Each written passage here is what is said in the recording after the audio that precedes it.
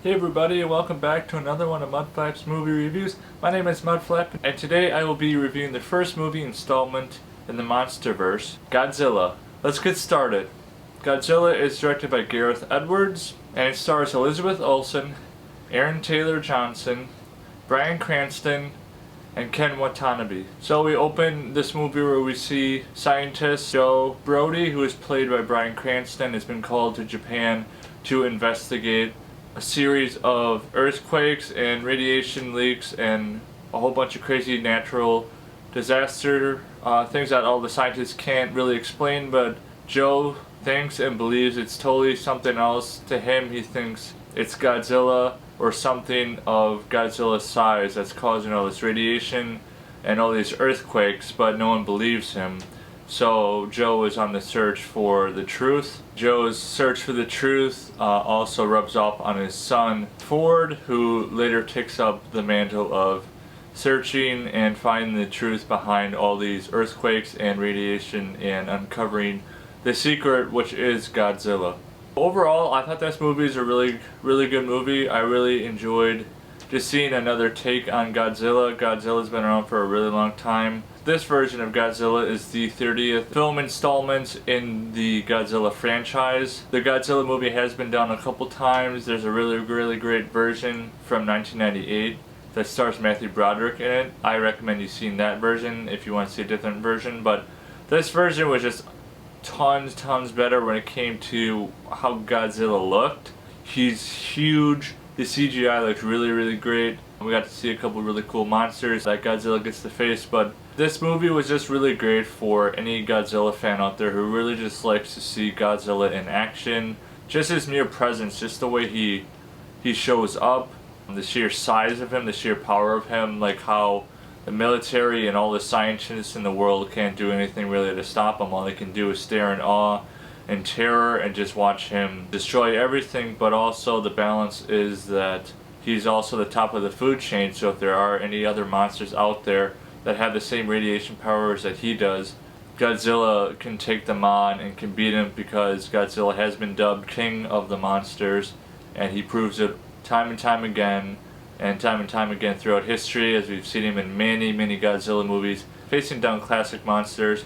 The monsters that Godzilla faces down in this movie are two MUTOs, a male and a female. The female is much larger than the male. In the beginning of the movie, that's what we actually saw, was a MUTO's nest with all of its eggs, and it was sending off huge spikes of radiation and electromagnetic pulses, and scientists were baffled by that, but we got to see a pretty good fight between the male and the female versus Godzilla. Also, overall, I liked the tone of this movie. It was just really great when it came to storytelling. I thought it was a pretty personal story, not only for Joe Brody, but for his son Ford, who was the main character of this movie. He always thought that his father was crazy for thinking all these things. When he found out it was true, he felt that it was a more personal thing to him, because he wanted to live up to his father's legacy and prove that his father wasn't so crazy. His father actually was right on the money, really, when it came to the radiation and that Godzilla was still around. What I've always liked about movies like this is not only are they just big blockbusters, great action, giant monsters, there's always heart behind it. There's always a personal story, a personal connection to a monster of this size, and you can kind of tell these movies are a little cliche in a way, but the monster usually always turns out to be the people's savior. Like, they call in the military, they call in all these crazy weapons that could destroy it, but at the same time there's always a hesitancy of maybe this monster could actually save us from a bigger threat. I just like seeing when a character kind of has that change of heart. As personal as it may be for them, they do realize that the stakes are much larger, and they want to, maybe give Godzilla a chance to prove his worth, to prove his might, and not just blow everything up and kill their only chance of defending themselves, because as we saw, guns and weapons don't mean anything to creatures who use radiation, because they just absorb all that energy and they use it against each other and against the people. So it turns out really like Godzilla really was their only hope, and that was one of my favorite scenes. There's a bunch of favorite scenes I had in this movie. a bunch of them just revolved around Godzilla's sheer size and how he's presented. He usually comes up from the water and you get to see all of his spikes just submerge, or you get to see all this really cool smoke and he just like this huge lurking shadow and he just appears out of nowhere. He's just an awesome presence on screen. But the fight between him and the two MUTOs was pretty sweet.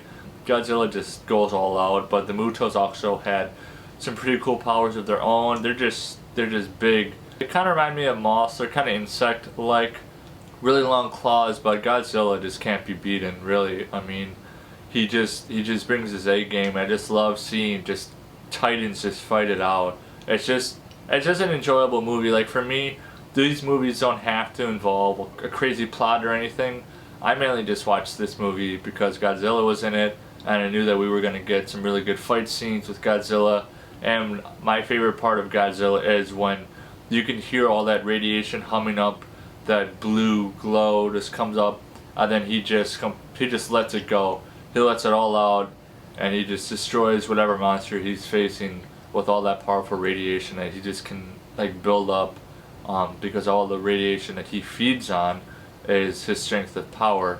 For me, I've never been like a huge Godzilla fan. I know plenty of people who are huge Godzilla fans. I've played Godzilla video games once in a while. I'm not very good at video games and never was. I kind of just played it just for the heck of it, but it was always fun, you know, seeing people's excitement being Godzilla in the video game, and they got to go against some really big Titan names, really classic monster names. But then you see a video game transformed into a major motion picture. For a lot of people out there, I'd say that's kind of a dream come true. Like they've always wanted to see Godzilla shown, bigger than life in a full-blown movie. And anybody who's a fan of Godzilla should really love this movie. I'm gonna give Godzilla a 7 out of 10 Mudflaps. And before you go, drop in the comments below, what is your favorite Godzilla movie out of the 30 Godzilla movies that have been made so far? And as always, if you like this video, give me a thumbs up, hit that subscribe button, ring that bell, and I'll see you next time.